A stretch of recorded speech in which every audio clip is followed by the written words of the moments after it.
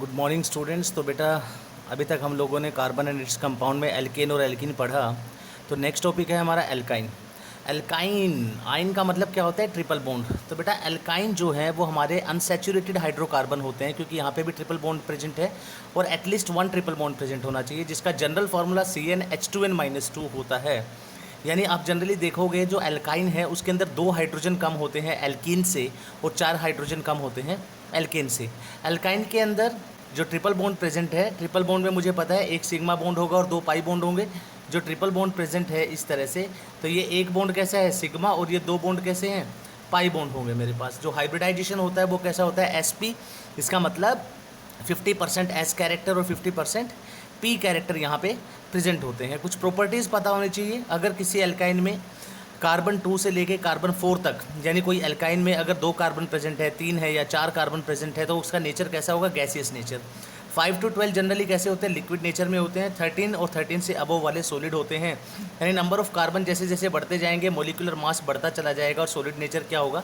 Increase होता चला जाएगा। उसी तरह से बेटा एल्काइंस में जनरली कैसे होते हैं? कलरलेस होते हैं और ऑडरलेस, कोई स्मेल नहीं होती। एक्सेप्शन सिर्फ एथाइन को छोड़ दीजिए, जिसकी आपको स्मेल आएगी, कैरेक्टरिस्टिक स्मेल, यानी थोड़ी बहुत स्मेल आपको वहाँ पे महसूस होगी इथाइन के केस में, जब आप बोतल को ओपन करोगे लेबोरेटरी के अंदर। इथाइन की सोलिबिलिटी जो होती है एल्काइंस की जनरली वाटर के अंदर जो होती है, सोलिबिलिटी ऑफ एल्काइन होता है वाटर के अंदर ज़्यादा होता है किससे? Solubility as compare to alkane और एल्कीन से। वीकली पोलर होते हैं नेचर में, क्योंकि कार्बन और हाइड्रोजन की पोलैरिटी ऑलमोस्ट सेम होती है, ठीक है ना? ये भी हमें पता होना चाहिए। वीकली पोलर होते हैं और due to loosely bounded pi electron. और मैं ये कह सकता हूँ कि एल्काइन जो होते हैं लाइटर होते हैं वाटर से, नॉन पोलर होते हैं, नॉन पोलर सॉल्वेंट में सोल्यूबल होते हैं। बॉइलिंग पॉइंट जो है जैसे जैसे मोलिकुलर मास बढ़ता चला जाएगा एल्काइन का बढ़ता चला जाएगा। अब स्ट्रेंथ वाइज तो ट्रिपल बॉन्ड ज़्यादा स्ट्रॉन्ग होता है किससे? डबल बॉन्ड से। डबल बॉन्ड ज़्यादा स्ट्रॉन्ग होता है सिंगल बॉन्ड से, ठीक है ना भाई? 3 से भले 2, 2 से भला 1, ठीक है ना? लेकिन रिएक्टिविटी वाइज ज़्यादा रिएक्टिव कौन सा होगा? ट्रिपल बॉन्ड ज़्यादा रिएक्टिव होगा एज कम्पेयर टू डबल, और डबल ज़्यादा रिएक्टिव होगा एज कम्पेयर टू सिंगल, क्योंकि ट्रिपल बॉन्ड में 2 पाई बॉन्ड है लूजली बाउंडेड, और जबकि डबल बॉन्ड में 1 पाई बॉन्ड है, ठीक है ना? तो पाई बॉन्ड जितने ज़्यादा होंगे उतनी ज़्यादा रिएक्टिविटी भी ज़्यादा होगी। कुछ एग्जाम्पल्स पता होने चाहिए। जनरल फार्मूला हमें पता है एल्काइंस का क्या होता है हमारे पास जनरल फार्मूला जो है वो एल्काइंस का CnH2n-2, यही हम लोगों ने पढ़ा है। तो n की वैल्यू पुट करते चले जाइए आप लोग, आपके पास बनते चले जाएंगे। यहाँ पे इथाइन, प्रोपाइन, बुटाइन आपके पास स्ट्रक्चर दिए हुए हैं, उनके डेराइव्ड नेम, कॉमन नेम्स भी आपको पता होना चाहिए। एसिटाइलिन बोलते हैं C2H2 को, C3H3 को, H4 को methyl acetylene, this is methyl acetylene, this is ethyl acetylene, ठीक है ना? तो इस तरह से this is dimethyl, 2 methyl group है acetylene. And IUPAC name already हम लोग पढ़ चुके हैं, जो आपको पता होना चाहिए। स्ट्रक्चर पता होना चाहिए। जो फर्स्ट कंपाउंड पढ़ते हैं इथाइन का, सबसे पहला कंपाउंड है हमारे पास इथाइन एल्काइंस के केस में, जिसको हम एसिटाइलिन भी बोलते हैं। एल्काइन सीरीज़ का फर्स्ट मेंबर है, लीनियर ज्योमेट्री होती है, हाइब्रिडाइजेशन sp होता है। यहाँ पे ट्रिपल बॉन्ड की जो डिस्टेंस होती है कार्बन कार्बन 1.20 एंगस्ट्रॉम, और कार्बन हाइड्रोजन की जो बॉन्ड डिस्टेंस है वो कितनी होती है? 1.06 एंगस्ट्रॉम। जो बॉन्ड एंगल है 180 डिग्री होता है बेटे। स्ट्रक्चर के अंदर आपको दिखाई दे रहा है, बिल्कुल स्ट्रेट चेन कंपाउंड होता है, बिल्कुल स्ट्रेट, ठीक है ना? तो 180 डिग्री जो है HCC एंगल जो है वो कितना होता है? 180 डिग्री होता है। यहाँ पे कार्बन और कार्बन के बीच में एक सिंगल बॉन्ड प्रेजेंट है, और जो 2 p ऑर्बिटल है वो साइड वाइज ओवरलैपिंग करके क्या करते हैं? पाई बॉन्ड बनाते हैं। इथाइन की प्रॉपर्टीज़ बड़ी आसान सी है। कलरलेस गैस होती है, स्लाइटली सोल्यूबल होती है वाटर में, ठीक है ना? अगर प्योर इथाइन की बोतल आप ओपन करते हो लेबोरेटरी में, तो उसकी जो स्मेल होती है वो ईथर की तरह होती है, बिल्कुल, ठीक है ना? तो ये बर्न करता है ल्यूमिनस फ्लेम की तरह, जैसे एरोमेटिक कंपाउंड हमारे बर्न करते हैं। उसी तरह से हाई अमाउंट में एनर्जी रिलीज़ होती है जब भी इथाइलिन क्या करता है? बर्न करता है। और हाई एनर्जी रिलीज़ होने का मतलब क्या है? रिएक्शन कैसी होती है? एक्सोथर्मिक रिएक्शन होती है। बहुत इंपॉर्टेंट है ऑक्सो एसिटाइलिन, ठीक है ना? इथाइलिन जो है या इथाइन जो है ऑक्सो एसिटाइलिन की फॉर्म में, इसका जो फ्लेम का टेम्परेचर होता है दैट इज़ 300 डिग्री सेल्सियस। इसलिए इसको वेल्डिंग और कटिंग स्टील को कट करने में और वेल्डिंग करने में कौन सी गैस यूज़ होती है? Oxo acetylene. पूछा गया क्वेश्चन है कॉम्पिटिशन्स के अंदर, तो आपको पता होना चाहिए कौन सी यूज़ होती है? Oxo acetylene. उसके बाद बेटा प्रिपरेशन और केमिकल प्रॉपर्टीज़ तो बहुत इंपॉर्टेंट है, चाहे एल्केन हो, चाहे एल्कीन हो, चाहे एल्काइन हो। तो कैसे बनाते हैं इसको, कार्बन और हाइड्रोजन से बना सकते हैं डायरेक्ट सिंथेसिस। जो दो एटम कार्बन के दो और आपके पास हाइड्रोजन जब 1200 डिग्री सेल्सियस पे रिएक्ट करते हैं आपस में तो क्या बनाते हैं, C2H2 इथाइन बन जाता है। लेबोरेटरी में बनाने का तरीका है कैल्शियम कार्बाइड को जब वाटर में मिक्स करते हैं तो हमारे पास कैल्शियम हाइड्रोक्साइड और इथाइन बन जाता है। Dehydrohalogenation of die halo alkane, die hello मतलब एल्केन के ऊपर दो हेलोजन जुड़े हुए हैं, उसका हमें क्या करना है, डीहाइड्रोहेलोजिनेशन, यानी वहाँ से हाइड्रोजन को भी निकालना है और हेलोजन को, डीहाइड्रो मतलब हाइड्रोजन को निकालना, हेलोजन मतलब हेलोजन को निकालना। जब मैंने एक हाइड्रोजन और एक हेलोजन को निकाला तो मेरे पास डबल बॉन्ड आ गया। जैसे ही मैंने बेस डाला, बेस ने यहाँ से प्रोटॉन निकालेगा, ठीक है ना, ठीक है, यहाँ से प्रोटॉन निकालेगा नेगेटिव चार्ज, यहाँ से ब्रोमीन बाहर निकलेगा, यहाँ पॉजिटिव चार्ज, नेगेटिव और पॉजिटिव मिलके ट्रिपल बॉन्ड एसिटाइलिन बना देंगे आपके पास, ठीक है। जब भी हैलोजन दो साइड वाले कार्बन के साथ जुड़े होते हैं तब उस तरह की हैलाइड्स को हम क्या बोलते हैं, vicinal die halide. Chemical properties बहुत इंपॉर्टेंट है। एडिशन ऑफ हैलोजन मैंने पहले ही बताया, पाई बॉन्ड जो होते हैं लूजली बॉन्डेड इलेक्ट्रॉन्स होते हैं, बड़ी इजीली लॉस हो जाते हैं, तो रिएक्टिविटी भी इनकी ज़्यादा होती है। जैसे ही आप क्लोरीन डालोगे तो क्या होगा, एक बॉन्ड यहाँ जाएगा, इस बॉन्ड के इलेक्ट्रॉन यहाँ जाएंगे, नेगेटिव चार्ज यहाँ पॉजिटिव चार्ज, तो Cl2 का एक क्लोरीन यहाँ जुड़ जाएगा, एक क्लोरीन यहाँ, और यहाँ क्या बच गया, डबल बॉन्ड। उसी तरह से जब सेकंड मॉलिक्यूल क्लोरीन का डालोगे तो यहाँ से ये बॉन्ड डिमिनिश हो जाएगा और आपके पास क्या बन जाएगा, 1122 टेट्राक्लोरोइथेन। उसी तरह से हैलोजन एसिड्स को जोड़ सकते हैं हम। आपके पास सिंपल एल्काइन दी हुई है, जब उसमें HCl डालोगे तो क्या होगा, एक तरफ हाइड्रोजन जुड़ेगा, एक तरफ क्लोरीन।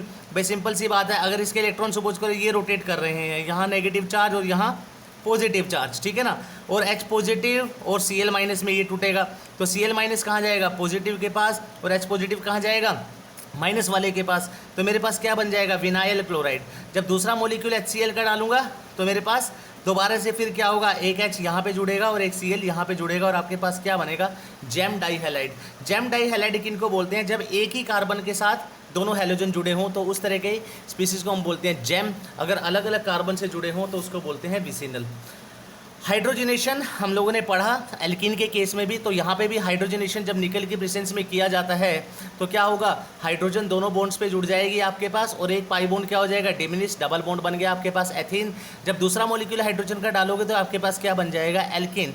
उसी तरह से इथाइन का जब हाइड्रोजन पैलेडियम या बेरियम सल्फेट की प्रेजेंस में रिएक्शन किया जाता है तो डबल बॉन्ड रिड्यूस हो जाता है किसमें, सॉरी ट्रिपल बॉन्ड रिड्यूस हो जाता है किसमें, डबल बॉन्ड में। अगर दोबारा फिर हाइड्रोजन डालोगे या पैलेडियम बेरियम सल्फेट तो डबल बॉन्ड रिड्यूस हो जाएगा सिंगल बॉन्ड में। कंबशन हम पढ़ चुके हैं कि भाई जितने भी हाइड्रोकार्बन है जब कंबश करते हैं तो हाई अमाउंट में एनर्जी रिलीज होती है। तो उसी तरह से इथाइन जब 5O2 5 मॉलिक्यूल ऑक्सीजन के साथ रिएक्ट करता है तो CO2 और वाटर बनता है और हाई अमाउंट में एनर्जी यहाँ पे हीट जो है वो रिलीज होती है। पॉलीमराइजेशन बहुत इंपॉर्टेंट रिएक्शन है, ये क्वेश्चन तो मेडिकल एग्जाम में भी पूछा गया है कि 3 मॉलिक्यूल एसिटाइलिन के इथाइन के जब हॉट आयरन ट्यूब की प्रेजेंस में रिएक्शन करते हैं तो क्या बनाते हैं, बेंजीन बनाते हैं, ठीक है ना।